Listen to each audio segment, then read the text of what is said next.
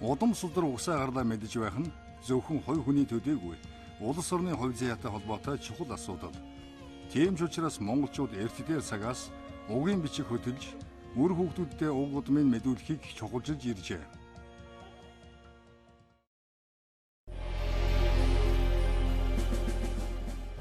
Гэвч монголчуудын энэ үнэт өв соёлыг Монгол угсаатныг баллах гэсэн манж хятад Оросын арга явуулгын уршгаар угийн бичиг хөтлөх явдал бараг тасарч үгүй болсныг түүхийн хуудсанд тэмдэглэсэн байдаг.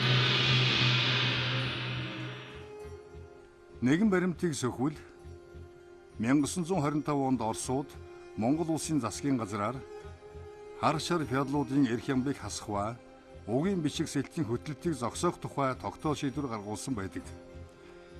Тэр үеэс хойш 80, 90 жил өнгөрч дахин угийн бичиг хөтлөх болоход монголчууд хэтрүү хэлэхэд аавынхаа аавыг мэдэхгүй хүмүүс болж үзсэн харамсалтай.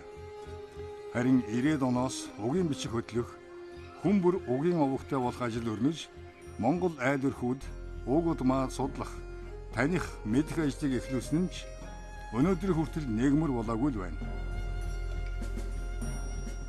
Тиймээс үндэстэн оршин байхын чухал асуудал болоод байгаа энэ үнэт өвөө хадгалан авч үлдэхийн тулд Монгол хүн бүрийн зүрх сэтгэл үүнд хөтлөгдөөсэй гэсэн үднээс удмын алтан судар хэмээх нэвтрүүлгийг бэлтгэн үзэгч танаа төлөвлөж байна. Угийн бичиг гэдэг чинь бол монголчуудын их эртнээс хөтлөж ирсэн зүйл л дээ.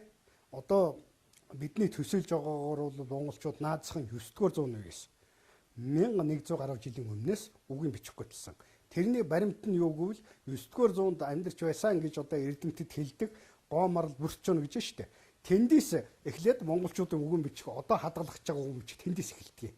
Одоо улсын төвийн номын санд бол гоомарл бүрчөн гэсэн дээрээ бичээтэй ийм зүйл хадгалах гэж байгаа. За тэгээд тэр гоомарл бүрчөн хоёр хэзээ амьдарч байсан гэхээр эрдэмтэд бол 9-р зууны үед амьдарч ийжээ гэж бодж гаргасан байхгүй юу? Дээд тэнгэрээс заяат төрсөн бүртчэн гоомарлын хамт тэнгис талайг гатамж ирээд онон мөрнийх мурхан халдан ууланд нутаглаж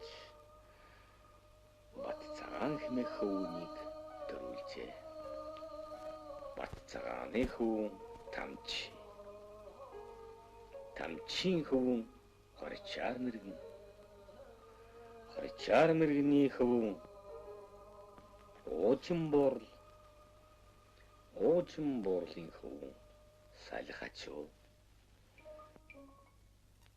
Салхачуугийн хөвөн их нүдэнгийн хөвөн шин сачийн хөвөн харчуу. Чуугийн хөвөн орчигтай мэргэн. Энэ түүний хүү тэр гэдэг юм чи яг угийн бичиг хөтэлдэг зарчим байхгүй юу? Тэгэхээр яг тэр зарчмаар монголчууд 9-р зуунаас хөтэлж ирсэн гэдэг чинь ингээд он цагийн хувьд ч нуус чууны гэрч баримтаар чи ингээд мэдэгдэж байгаа юм. Тэгэхээр энээс өмнө хөтэлж байгаагүй гэдэг баримт бидэнд байхгүй. Юу ч гэсэн бидэнд үлдэж ирсэн нь 9-р зуунаас хойш монголчууд угийн бичгийг хөтэлж байж гэдэг л мэдэгдэж байна. Энэ ургийн бичгийг хөтлөн гэдэг чинь улс үндэстний тухайн одоо Монгол гэсэн үндэстний аюулгүй байдал маш чухал байдаг. Хоёрдугаарт тухайн төрийн ард түмнээ зангидан барих төрийн оршин байх хэлбэр.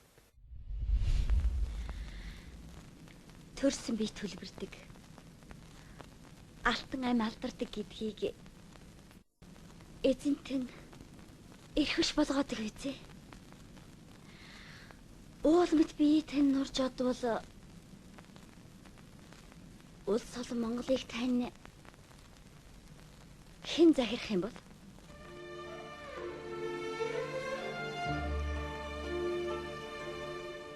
Ёсын хатны хэлдэг зовоос зөв. Хөвд, дүүнар, миний нөхөд Монголай боорч та нарын алимч гэсэн энэ үгийг дурдсангүй. Би элэнцийн хойноос одохгүй мэт. Эмэлт марнаас холборохгүй мэт. Үнэхээр үнийг обоорч явжээ.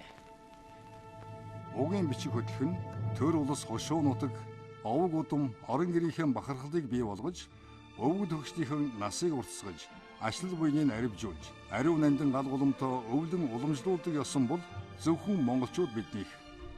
Яагаад ер нь бид нар удмын бичгээ судлах хэрэгтэй юм бэ гэхээр ерөөсөө их олон талтай л да. Мэдж гин гэдэг бол хувь хүн өөрийнхөө үн цэнийг мэдэрч байна гэсэн үг. Хүн өөрөө бурхны бадгаал юм чинь өөрийнхөө үн цэнийг мэдэхгүйгээр бусдад бид нар яаж үйлчлэх вэ? Бусдыг яаж таних вэ? Бусдыг яаж судлах вэ? Бусдыг яаж үнэлэх вэ гэдэг ингээд олон асуудлууд гарч ирдэг. Тэгэхээр энэ удмын бичгийг хөтөлснөөр бол ерөөсөө нөгөө бие биенээ илүү сайн хайрлах, тийм ээ, эцэг эхээ хүндлэх, ялангуяа өвөг дээдсээ хүндлэх маш их тийм сайхан мэдрэмжийг бид нарт өгдөг. Үгийн бичих хөтөлгийн нэг бол төрийн албан ёсны бичиг хэрэг гэж үздэг. Тийм учраас үгийн бичгийг хөтлөхдөө буруу хөтлсөн. Осолдсон хүмүүст тусгаалan хуулийн заасан шийтгэлтэй байсан. Хуулийн шийтгэлтэй. Төдөн ташуур жанж гэдэг юм уу? Одоо бүр юм шийтгэл оноодог байсан. Тэгэхээр энэнийг бол төрийн ажил гэж үздэг байсан баггүй үгийн бичих хөтлөхийг. Тийм байгаа биз? Нэгэн тэр төрөөс зохион байгуулж хийж байгаа тэгээд шийтгэл оноож байгаа бурууд нэг төрийн ажил гэж үздэг байсан. Төр өөрөөр хэлбэл иргэдийнхээ цус хойтхоос, ёс заншлын мартагдахаас өөрөөр хэлбэл хамгаалсан арга хэмжээ авсаар ирсэн юм байна л да. Угаасаа энийг бол ерөөсөө монголчуудын ганц даган мөржсэн баримт юм бэл. Одоо гэрийн үеийн бичмэл. Гэрийн үеийн бичмэл нь ийм байсан юм байна л да. Дээрүүд одоо за дорж гэж нэг айл байлаа гэхэд дорж гэдэг айл бол мэдээж ах дүү, ээж аав, амраг садан гэр бүлгээд нэлээд олон хамт олон байж таараа тийм ээ. Тэн дотроо нэг толгой удирдагч хүн байдаг юм байна л да. Өөрөөр нь овгийн байгууллагын нэг үлдсэн хэлбэр байгаа шүү дээ. Тэр хүн бол ерөнхийдөө гэрийн үеийн бичмэл гэдгийг тэр хүмүүс дотроос бичиж тэгээд хадгалж явдаг. Тэгээ тэн дээрээсээ үндэслээд хүн амын тоолго ийм явж исэн байдаг. Яг энэ зүйлийг хийснээр бидний яг зүрх сэтгэл өөрийн ирэхгүй их гоё болж ирдгэлтэй зүйлрүүд одоо бүх зүйлийг мэдхиймсэн гэсэн хүсэлт өрнөдөг. Магадгүй ингээд хүмүүс ингэдэг л да удмын бичгээ хөтлөнө гэхээр за нэг настай хүмүүс хийдэг юм шиг тийм ээ нэх их амралтаан авж байгаа цаг гаргадаг юм шиг тийм юм байдаг. Үгүй тэр бол тийм биш. Хүн өдөр болгон 5-10 минут удмын бичгийн дээр ажиллахад хангалттай. Тэгээ яг тэр цагийг зарцуулснаар нэг мэтгэд өдөр болгон зарцуулсан 5-10 минут байна. Нэг л мэтгэд бидний ерөөсөө судалгааны маш том объект материал их материалууд цуглдсан байдаг.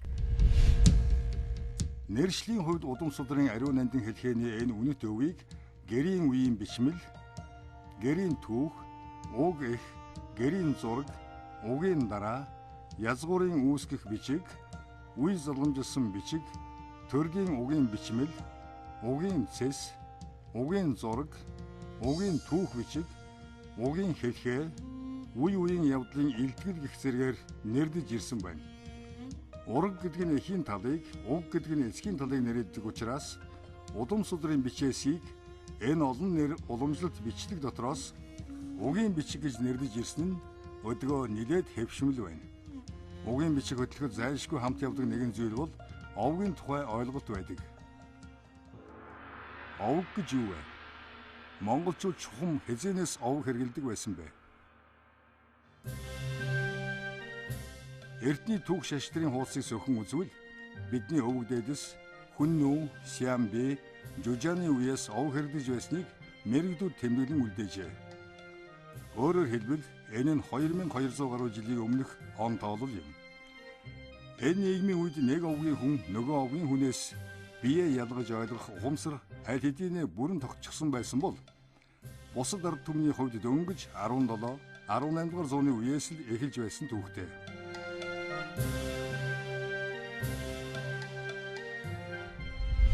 Овг гэдэг юу вэ гэхээр зэрэг дээд гарал үүсэл нэгтэй дээрээ хэсэг бүлэг хүмүүсийг нэгтгэж ойлгодог эдгээр хоорондоо төрөл садны холбоотын юм шүү гэдгийг илэрхийлдэг л тэмдэг шүү дээ овг гэдэг нь. Энэ чанараараа угийн бичгтэр овгоо тэмдэглээд орохоор зэрэг нөгөө хүмүүсийн хоорондын харилцааг тодруулж өгдөг. Жишээ нь нэг овгийн хоёр хүн гэрэлж болдог шүү дээ монголчууд. Тэгэхээр тэр чинь угийн бичгээс юм бид чинь. Нэг үе бол манайхан бол их холын хүмүүстэй их гэрэлдэг байсан л да. Одоо жишээлбэл бидний одоо 80-аад он, 70-аад оны үед эвлийн илгээлт гэдэг одоо ховдынхныг өмнө говьихныг Сүхбаатарт гэдэг ингээ бид нар ингэж ажилуулдаг байлаа шүү дээ томилтоор тийм ээ ямар нэгэн сургууль төгсөөд.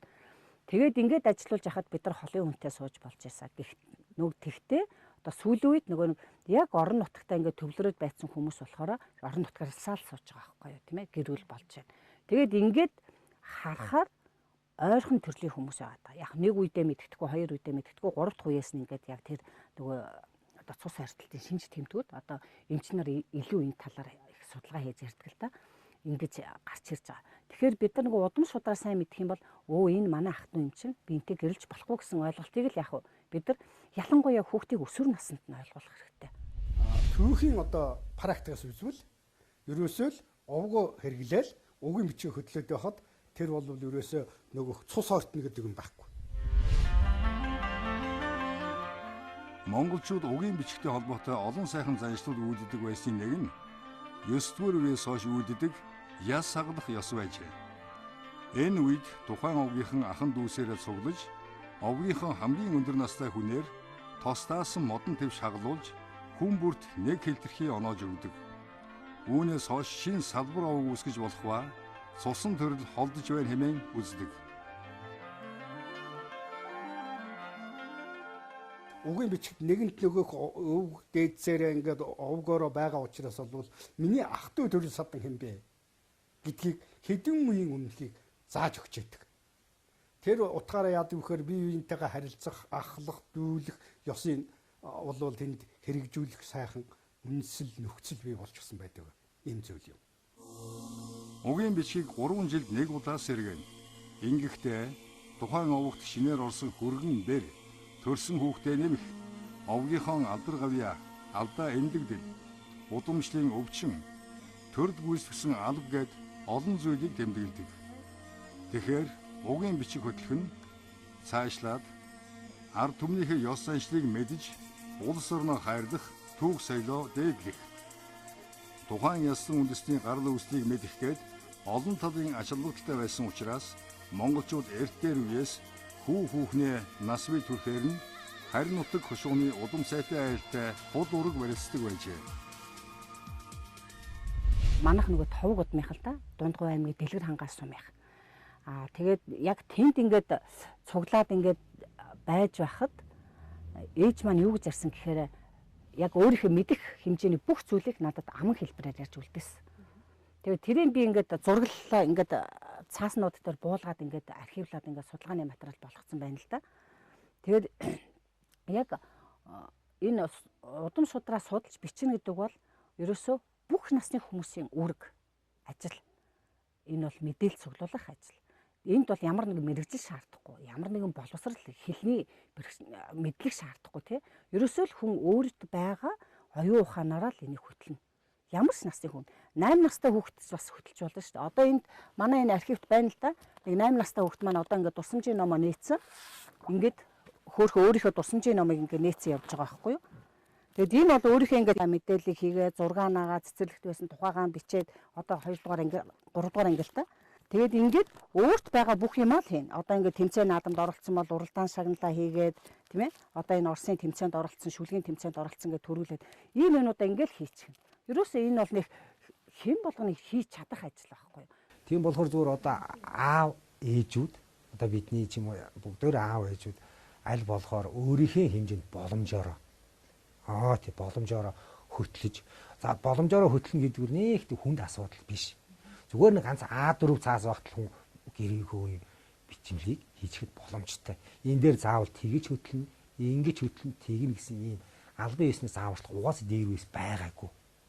Дээр үе одоо архивт ороод үзэхээр ургийн бичиг гэж тийм нэг нарийн зохион байгуулалтын үгүй. Тэрний хүүхэд тэрний хүүхэд одоо улаан цэгэрч ингээд тэмдэглэсэн. Ингээд зүгээр дураа хүнд маш ойлгомжтой маш энгийн бичсэн л байдгийн шүү дээ. Одоо тэрнээс бол эний чинь одоо сүүлийн үед зарим хүмүүс ч одоо бүр дампууруулж байгаа юм яаж байгаа одоо заавал хөтлөх ёстой энэ дэвтэр метр гаргаад ийм юм чинь олон залуучуудыг өнөөдөр бүр яагаад залхаагаад төөрөгдүүлээд зүгээр л миний бодлоор бол залуучуудад яагаад энийг хөтлөх ёстой юм хөтлөхгүй л яах юм тий ямар үр дагавартай юм хэрвээ чи хөтлүүлж чамд ямар сайн сайхан юм байх юм ийм зүгээр энгийн ойлголт ойлгуулаад тэгэл хүн нэг А4 цаас л багт боломжтой. Одоо ч нөгөө техник технологи дээд зэрэгээр хөгжсөн учраас одоо би энийг бүгдийг сканертаад цахим хэлбэрт оруулж байгаа. Бүр улсын хэмжээнд оруулж байна, бас олон улсын хэмжээнд дэлхийн архивт оруулах гэдэг явж байна л та. Тэгэхээр энэ юу байна вэ гэхээр үнэхээр дэлхийн өнцөг болон бүрт манай ах トゥ нар ах юм бол зүгээр тэр интернет сайтаараа кода хийгээл ороод тэгэл яг бүх мэдээлэл харж өөрийнхөө удмын бичгийг харж байгаа. Удам шудраа судлана гэдэг бол ийм гайхамшигтай. Угаасаа өөрөө нийгмийн ажил юм чинь бид нар нийгмийн бүтээгдэхүүн юм чинь нийгэмд үйлчлдэг хүн юм чинь тийм нийгмийн үндсэн нэгж юм чинь бид нар яг эргээд өөрийгөө судлаад ингээ явхаар эргээд нийгэмд маань яг ингээд нэг ороомог маягаар ач тустай зүйл болж орж ирж байгаа байхгүй юу? Та өөрөөсөө дээш хэдэн үе мэдэх вэ? Одоо өвөөгийнхаа аавыг ерөнхийдөө мэднэ. Би л бол хэд өөрийнхөө дээдлэн 3 үеэс дээш сайн мэдэхгүй л болчихдоо шүү дээ. Би 3 үеийг л мэдэх. За 3 үеэл мэдэндээ тэрнээс дээшээ мэдэхгүй. Тэрийг сайн мэдэхгүй. За 3 үеэл тийм тэрнээс цааш бол мэдэхгүй. Дээдлийнхаа дээдлийн үе хүртэл мэднэ. Тэрнээс сайн мэдээ. Үе гэсэн үг одоо 3 юм. 2 л үе. Ер нь одоо хүмүүс чинь ер нь 3-аас дээш үе мэдгээ болчихсон шүү дээ. Тэгээ яагаад мартагдсан бэ? 1925 онд засгийн газрын тогтоол гарсан юм. Засгийн газрын тогтоол гараад тэрэнд юу гэж заасан гэхээр зэрэг энэ овгийн оронд эцгийн нэрийг хэрэгэлсэгүй.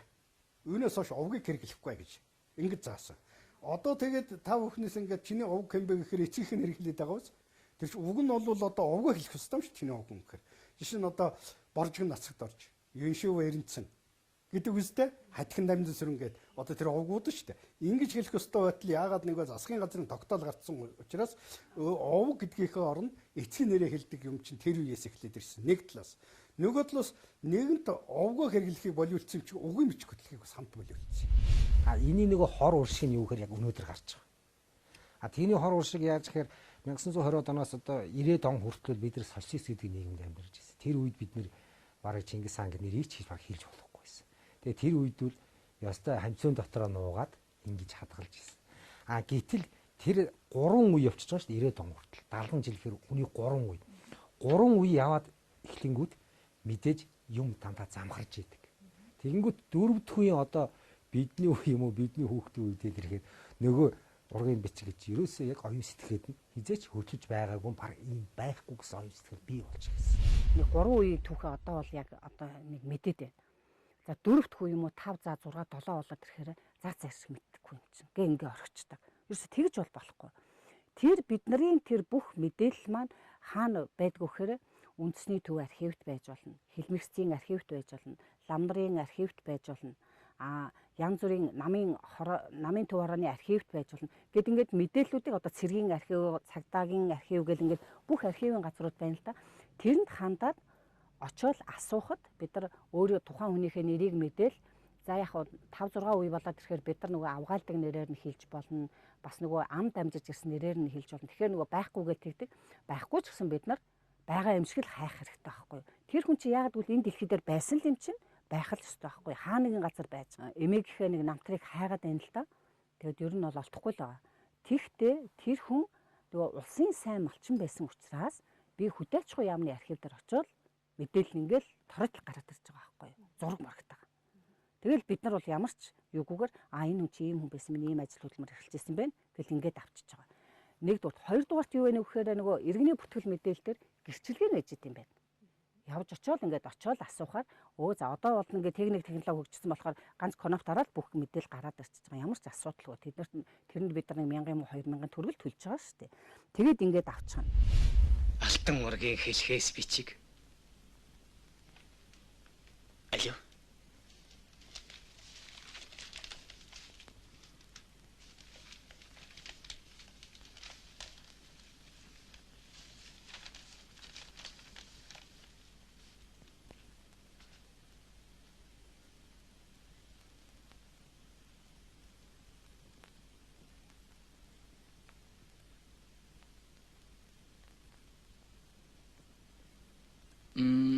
Миний нэр бичигдв үү?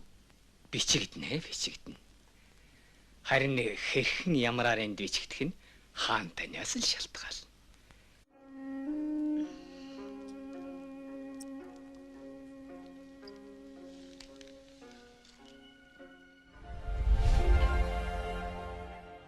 Аливаа хүмүүн явдал мөрөө хичээж сайн сайхан явбас ов удам үр хойстой хүндлэгдэхийн нэр байдаг. Өнөөдөр бидний ихэнх нь ямар удамтай, өвөг дээдс нь ямар алдаргавьяатай хүмүүс байсыг мэдэхгүй байна. Гэхдээ та бид угаа мэдж, удмаа судлыг гэвэл үндэсний архиваас эхлээд өөрт хэрэгтэй ховор нандин баримтуудыг олох боломж байсаар л байна. Одоо манай Содрогчгийн хүрээлэнгийн анхны дарга онготын жамин гэдэг хүний хийсэн түүхэн далтаар үжигдэх гайхамшигтай юм юу гэвэл тухайн үед байсан эртний нөгөө монголчууд хүн амаа тоолж исэн тоо баримтуудыг устгалгүйгээр цуглуулад одоогийн энэ үндэсний төв архив гэж байгаа. Энэ үндэсний төв архивт бол ерөөсөө монголчуудын хүн амын тооллого баримтнууд байдаг байхгүй. Да ялангуяа хамгийн сайн хүн амын тооллого нь 1922 он 27 29 оны хүн ам.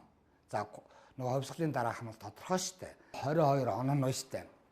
Тайж ноён нөгөө нэг хэрэгэм зэрэмтэй улсуудыг хилмигдүүлээгүй, хэрэгэм зэрэг минь хураагаагүй байсан учраас тэн дээр яг тайж яриад одоо зам бол цол хэрэгэмтэйг байсан учраас 22 оны хүн амын тооллого их сайн. Яагаад гэвэл тэнд одоо нэг айлыг ингээд тавихад нөхөр нь гэрийн эзэн хийн, эхнэр нь хийн, хүүхдүүд нь хийн, ах нь хийн, ачцээ нь хийн ингээд их тодорхой байдаг. 1924-25 оны хүн амын тооллого бол ер нь жоох хэцүү. Зөвхөн нэг ам болд байгаа хүн амыг ингээд тэр чигээр нь ирэмээр нь бичсэн. Аав нь хийн, хүү нь хийн гэдгийг тодорхойлоогүй. 29 оны хүн амын тооллого чи одоогийн нэг өвөр ар ханга сэлэн гэж байхгүй. Богдхан, цэцэрлэг мандал, хан хинтээ уул аймаг, хан таашир уул аймаг, чандам уул аймаг гэдэг. Тэгээ энэ архивын баримт үзэж байгаа улсууд тухайн үеийн ямар аймгийн ямар гушуу байдгаа гэдгээ мэдэх хэрэгтэй болж байгаа. Тэгэхээр тэрийгэ мэдэхгүй болохоор хүн чинь нөгөө юмаа зөв болохгүй.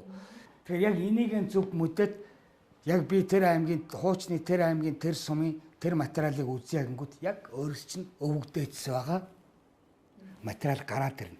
Тэр дотроос ингээл үзээд ингээд яг ингэж өөрсдийнхөө овг удмыг гаргаж байгаа тийм усуд зөндөө байгаа. Тухайн үеийн засаг ноён ямар байв гэдгээс тухайн одоогийн тэр өвөгдөөц чинь байх юмуд их сайн гэсэн. Угийн бичгийг өнөө үед хэрхэн хөтлөх вэ? Өнөөдөр айл өрхбөр угийн бичгээ ургаан мод, цагирэг, бүдүүвчин гэд өөр өөрийнхөө аргаар хөтөлж байгаа. Сүүлийн үед цахим хэлбэрийг илүүдүүлж байгаа учраас угийн бичиг хөтлөх энэ аргачлалыг бас танд зориулж байна. Одоо монголчууд манаас угийн бичиг удам түүхээс хөтлж ирэхдээ эцэг талаа барьж ирсэн байдаг л да. Одоо сүүлийн үед эрдэнэ тогтод нь юу зөвлөж байгаа гэхээр одоо эцэг болон их талд хоёулын байрж явах хэрэгтэй гэдгийг одоо эрдэнэ тогтод зөвлөж байгаа.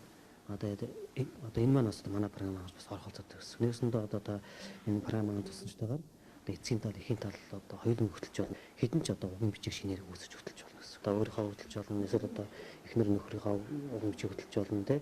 Гэвч одоо хэдэн ч одоо угийн бичиг хөтлөх болцоотой. Энэ угийн бичиг програмын одоо ашиглаж одоо угийн бичиг хөтлснөөр тийм ээ. Тухайн овог удмын одоо мэдээлэл сан бий болчих гэсэн. Тухайн овог мэдээлэл сан бий болчихлоор одоо тэндээс одоо магадгүй одоо танд те одоо нэг ерөнхий салбарт ч юм ажилтг хүн хэрэгтэй байлаа гэхэд ишээ гараад ерөнхий салбарыг хайхад одоо ерөнхий салбарт ажилтг хүмүүс гараад ирж байна. Тэндээсээ тэгээд нөгөө тов хүнийхээ одоо холбоо арга хаяг гэрийн аяг утас үндэс бүх мэдээлэл авч байна. Мөн одоо зөв ерөнхийдөө одоо багш хүнийхтэй гэхэл одоо тэр мэдлэгийг авах болж жишээтэй. Юу н одоо бүхэл мэдээлэл одоо цогц одоо мэдээллийг одоос авах болцоод байгаа юм. Жишээ нь одоо нөгөө одоо ажилд авах чинь 3% намтраад авдаг те. Одоо эндээс одоо шинэ одоо энэ шүү дээ. Одоо ингээд ийшээ 3% намтраад авахад л 3 намтрчуд гаргах чи одоо энэ 3 намтар гаргадаг жишээтэй ингээд. За эцсийн сонгоод одоо чиний шар нь болохоор одоо эхнэр нөхрөө гэсэн үг байхгүй. Тэгээ за одоо энэ болохоор нөгөө угийн модын одоо зураглал нь маань одоо ийм хэлбэртэй байгаа. Мөн одоо эндээс одоо юу одоо тухайн хүнийхээ мэдээллийг харж байна тий. Тухайн одоо хаан төрсөн тий. Одоо тэгээд хаан төрсөн одоо ямар ажил мэргэжилтийн гэсэн одоо магадгүй одоо ингээд нас орсон бол ямар шалтгаанаар нас орсон. Ер нь одоо угийн бичиг удам түүхэнд бас эрүүл мэндийн байдал маш чухал л да. Ер нь хүн одоо угийн бичиг удам түүхээ мэдэж өснө гэдэг маань одоо өөрийнхөө одоо угуудын түүх соёлыг мэднэ гэдэг маань цаашаа одоо Монгол улсын түүх соёлыг мэдэх тий. Бүр цаашлаад одоо зөв Монгол одоо бий болж хүмүүжид бас маш том нэмэртэй гэж өөрөө боддог л та. 800-ны тэртээ эзэн богд Чингис хаан төрсөн бие үл огоор бас төр улсаа огоорох буюу бие засаад гэрээ засаад төрөө зас хэмээн айдсныг Өдгөө бид хэлж ярьж бичиж тэмдэглэдэг боловч төдийлөн мөрдөх нь үгүй. Хэрвээ тулгын 3 чулуу мэт энэ бодол сэтгэлгээ хүн бүрийн зүрх тархинд орших аваас түүний амьдрал цэцгэлж гэр бүл эмх зэгстэй болох. Гэр бүл эмх зэгстэй болоход улс үндэстэн дэг журамтай болно. Улс үндэстэн дэг журамтай байвал даян дэлхийд энх хамгаалан цогцлох жамтай юм. Учир иймийн тул бид гэрийн дотор төрж, төрийн дор амьдарч, хууль журмыг хичээнгүйлэн сахих учиртай буюу